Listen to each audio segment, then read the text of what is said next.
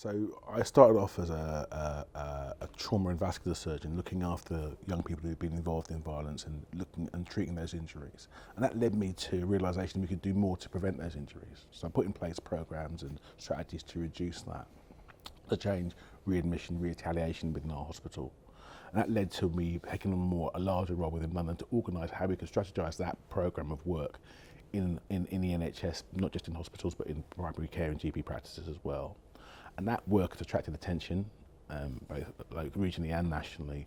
And I was approached by Simon Stevens to take on the role nationally, and I'm now National Clinical Director.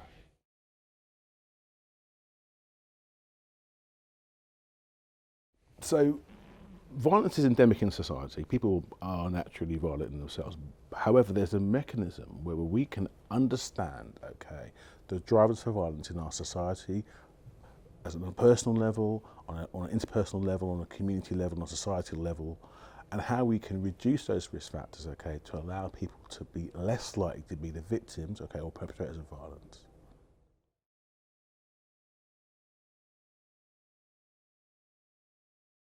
So let's walk through that, okay. As an individual, okay, how can the NHS do that? As a school child, okay, if you are having difficult relations at home, okay, and not completing school, that will lead them to not likely to be violent. So we can intervene in schools to provide support around that with school nursing, etc. We can support families and parents to make sure they are more effective and healthy parents, to produce those healthy, nurturing relationships. In your GP practice, okay, if you are having struggles emotionally there, we can provide social prescribing to allow you to engage and empower and live healthier lifestyles, okay.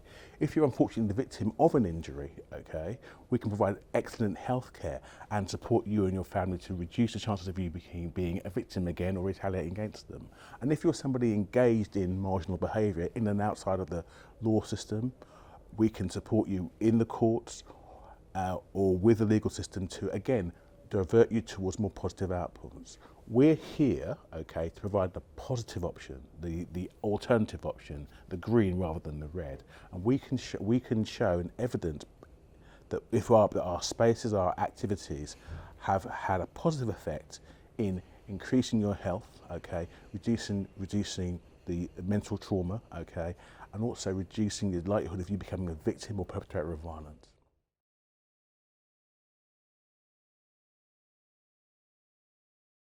Absolutely. You'd have thought that talking to people would have no effect on violence, but in the programme I set up here at the Royal London, we looked after the victims of injury.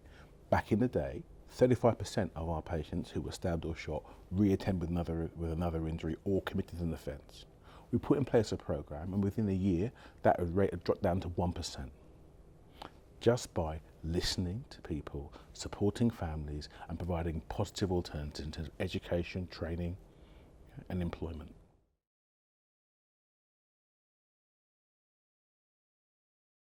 So we've got some really good examples of prevention working in London.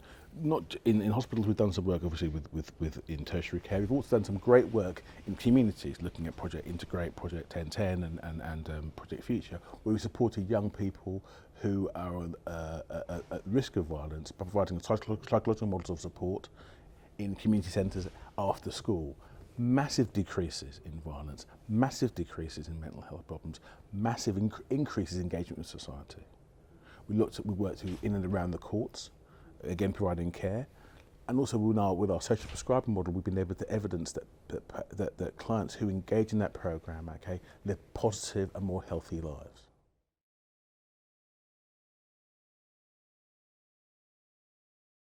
So the big picture is about, in making London a healthier, happier, more tolerant, more understanding and caring place. And that's about forgiveness, caring, tolerance, yeah? Understanding. And understanding is the key. And understanding is driven by data. So we collect and share data around violence and social services and around risk factors, and we share that transparently. But it's about activity and education. So we have an education work stream that lets us share our knowledge and experience amongst the NHS and wider spaces to know what works well and what doesn't work well in terms of intervention and programmes. And it's about action. And the actions around can we provide prevention in those spaces? Can we work in primary care and social prescribing to actually deliver that support to people who are at risk? Can we work in the emergency department, victims of violence, to reduce their violence as well? And can we act towards the mental health of our community, not just those victims of violence who sit within our hospitals, but actually a better mental health care offer to our general community? And all those work streams stack up together to give us information, to give us power, to give us leverage, to make a change and an offer to our community, which is driven by our community, co-owned by our community, and changes how our community interacts with itself.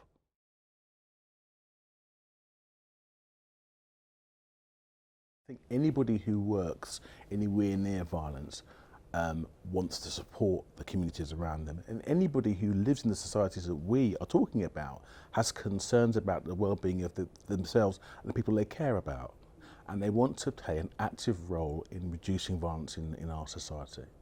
And that's about engaging. And I want to provide the support to empower you to understand what violence is about, so you can champion our practice, champion our programs, and help understand our communities better, so you can be a bastion, okay, of support. You can be an ambassador, an advocate for violence reduction, and you can help empower your communities to do things in a different, better way.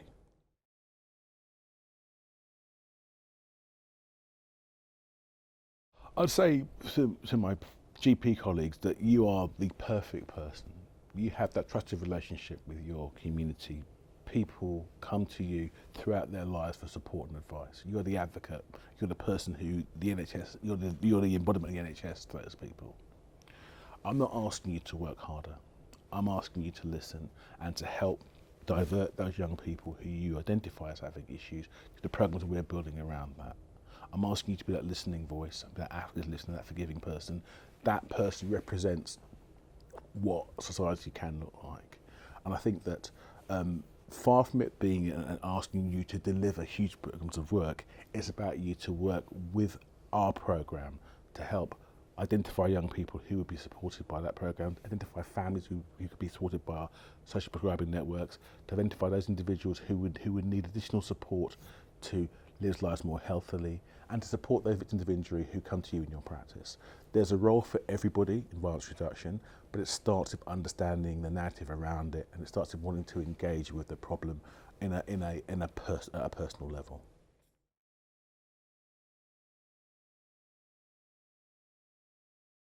So yeah, this is a call to arms, really. I think there are so many people in the NHS, clinical, non-clinical, who see the problem face to face and are concerned about our society and what it means to them. And I would say to you, help me help our community. We have a plan that you can engage and you can shape to change how our society is and works. We can have a much healthier, more caring, more forgiving society, but it comes from you in the direction that you can shape. So join with me, okay? Show me what good looks like, and let's make a better society.